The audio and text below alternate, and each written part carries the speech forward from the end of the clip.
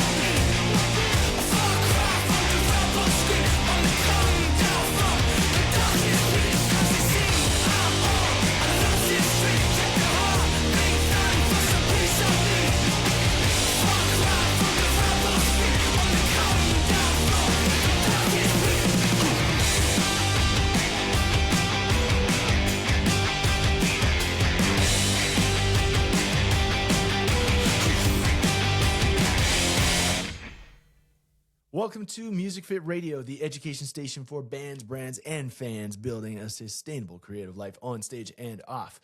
I'm your host, Mike the Schwartz, creator of the Music Fit Method, and today it's all about the touring life. I had the privilege to cover an underground show last week with my new friends Kasador, an alt-rock outfit from Kingston, Ontario, on their western skid.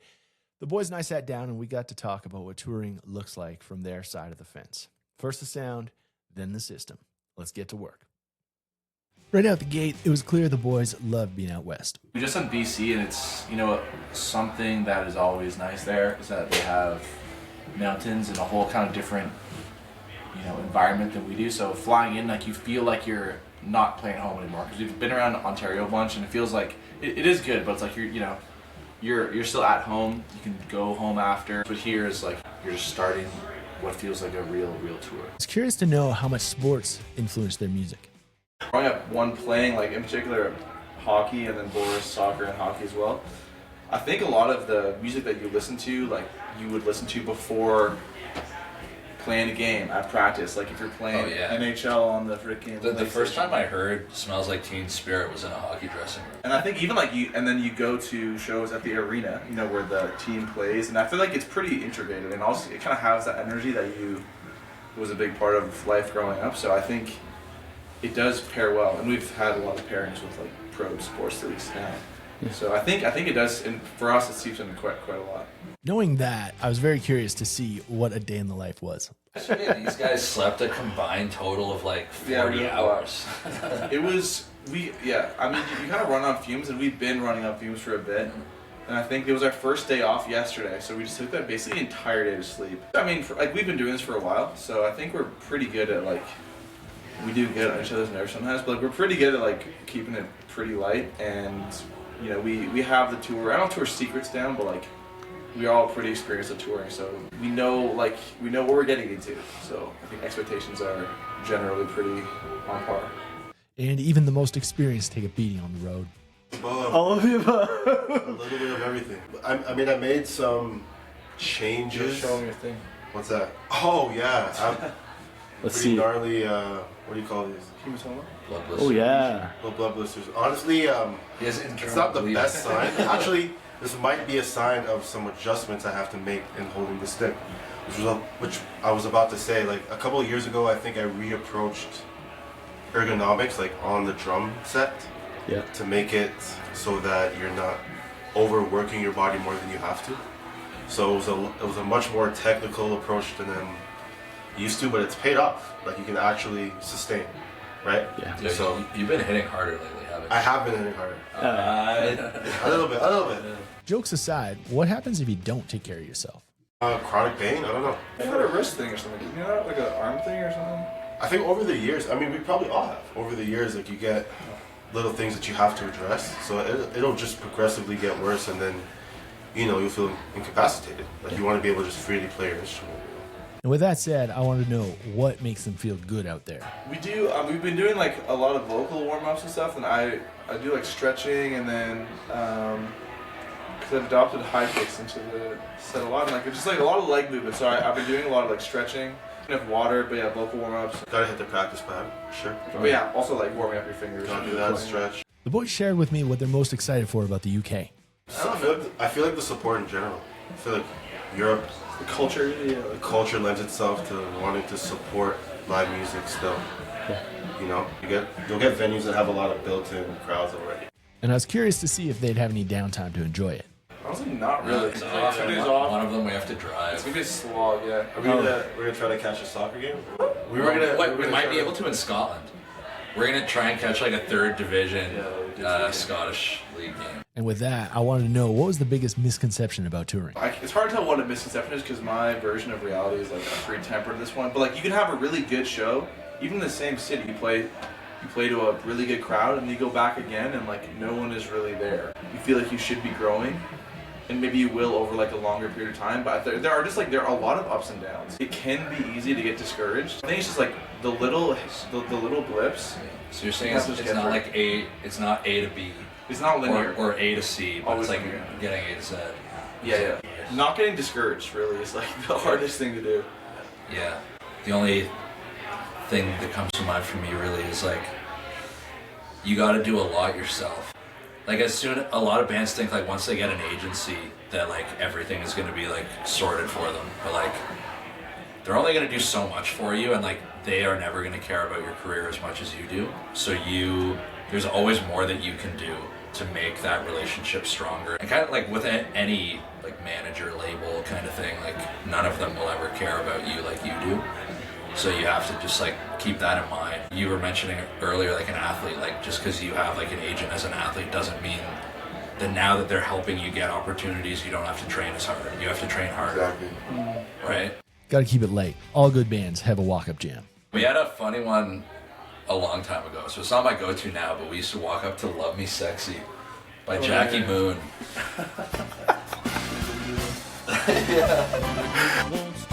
Wow. I wonder what touring essentials they need. Coffee and tea. Shout out to the AirPress. I actually don't know if I have any non-negotiables like my guitar and stuff. Like I can just, I'll figure it out. If I forget something, like you can figure it out. Bring pants on a full tour. Yeah. You forgot to pack pants. Pants. And that was a while ago, but yeah. I did forget pants. I borrowed this one guy's in the band, who's on the band, who wore his pants for the entire tour. I think you burned them after. Pants are underrated, just like this city. Saskatoon. Saskatoon maybe, yeah. Is it underrated? Yeah, maybe. It's been awesome, like for us. Like really supportive, like great crowds. Like they're all about it. To wrap it up, I wanted to see if they could sum it up with one word. Drive. In multiple ways. Oh, you son of a bitch. Also, Drive is better. And here's the best places you can find them. I would say best place is combo of Instagram and our mailing list. Anywhere you listen to music is probably the best way. Because like we are a band. That's what it's like. Beauty. Thanks, boys. Thank you. On my TV screen, 'cause if I'm greasy with the concrete beat, I got a big bow racket and it's filling us. Okay, I'm feeling. Shout out to Kasador for coming through, and make sure you go check them out as they finish up their 2026 Momma Might've Raised a Fool tour. They're in it right now, living the reality of what it takes to be on the road, and you heard it. It's a slog. And that's where I want to pause for a second, because when something feels like a slog, it's usually something other than a motivation problem. It's usually something more like a systems problem. So let's break that down.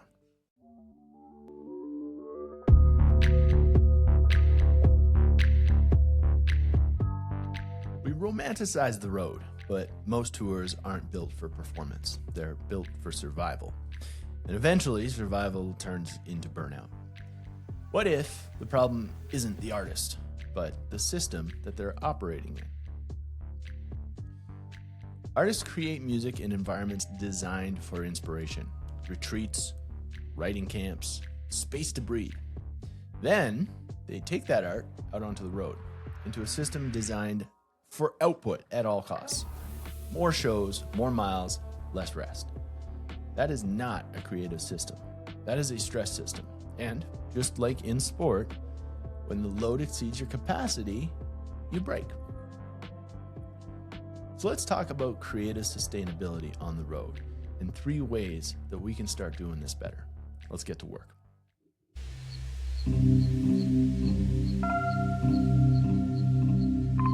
Every artist is managing 2 things: load and capacity. Load equals the shows, the travel, the lack of sleep, all the pressure. Well, capacity equals the recovery, the strength, and the nervous system regulation. Right now, the system rewards load and completely ignores capacity. So, what happens? Well, you start strong and you grind, and by the end of the tour, you're completely depleted. That's not a discipline issue. That is a mismanagement of energy. If you don't build capacity, the road will take more than it gives.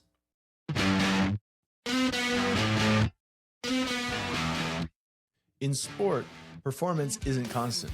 It's cyclical. Football teams play once a week. Why? Because they need time to recover, rebuild, and peak again. That's called tapering. For men, that cycle is roughly 5 to 7 days. For women, a little longer. It can extend closer to 7 to 10 days, depending on physiology. Now, compare that to touring. Back-to-back shows, minimal recovery, constant travel. That's like asking an athlete to compete every day and expecting peak performance. What if bands toured like athletes? Fewer shows, higher quality, intentional spacing. Peak performance requires rhythm, not repetition.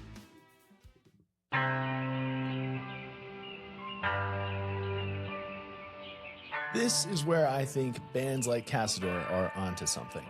Instead of just grinding bar to bar, they're building rooms, house shows, intimate settings, real connection. And here's what's interesting. Those rooms convert. A living room full of people turns into a packed venue. That's not just exposure, that's relationship. Bars equal volume, low connection. Rooms, depth, high conversion. You don't need more shows, you need better ones. Creative sustainability isn't about doing less. It's about doing what actually works.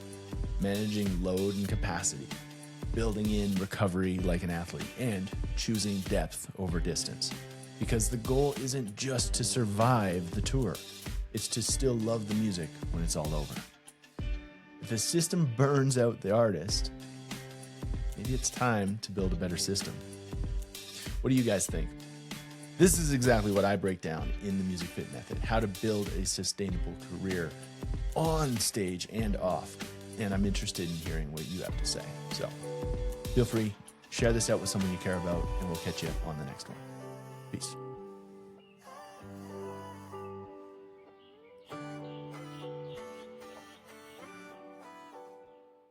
This is Music Fit Radio. If this episode hit for you, take 10 seconds and leave a 5-star rating and review wherever you're listening.